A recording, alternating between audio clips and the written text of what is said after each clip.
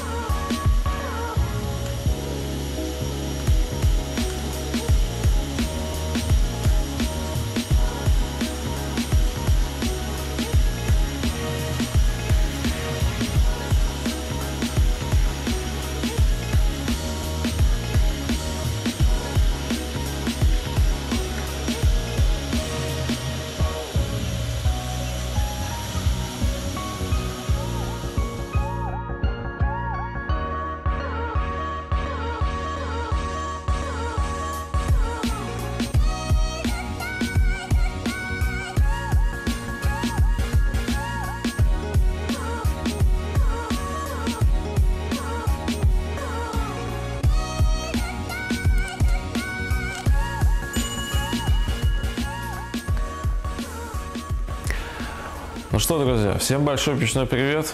У нас уже вечереет. День подходит к концу, приходится снимать с таким освещением. Другого у нас, к сожалению, нету. Ну а мы доделали очередной камин. Еще в одном доме появился камин. Сделан он из ГВЛ, утепленный, всю технологию, как могли, показали вкратце. Подвешен он у нас на уголке. Сейчас можно видеть, что у нас уголочек остался чуть-чуть, чтобы можно было потом плитку поставить на него. И да, кстати, в дальнейшем это будет облицовываться крупноформатной плиткой. Она будет размером примерно там 3 метра на метр, метр 20, что-то такое. И все это будет делаться крупноформатной плиткой. Я надеюсь, что у нас в дальнейшем будет возможность это все увидеть. Ну или, по крайней мере, покажем фотографии, как это будет выглядеть. Сейчас мы затопили. Можно наблюдать первый огонь. Да, сделали мы вот здесь вот такую временную задвижку. Просто оставим в итоге шпильку. А на шпильку пока временно из 2 гаек и ручки сделали времянку.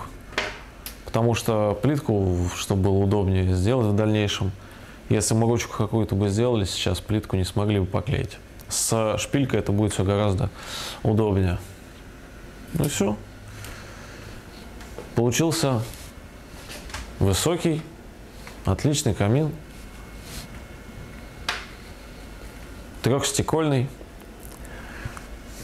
Выглядит довольно-таки красиво. Ну все, друзья, подписывайтесь на канал, следите за нашими работами. Мы движемся дальше, увидимся с вами на следующем объекте.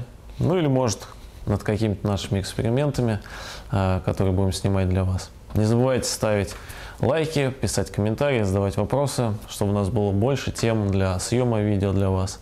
Если вас что-то интересует, не стесняйтесь, спрашивайте. Ну и, конечно, обращайтесь за строительством печей, каминов, банных печей, комплексов к нам.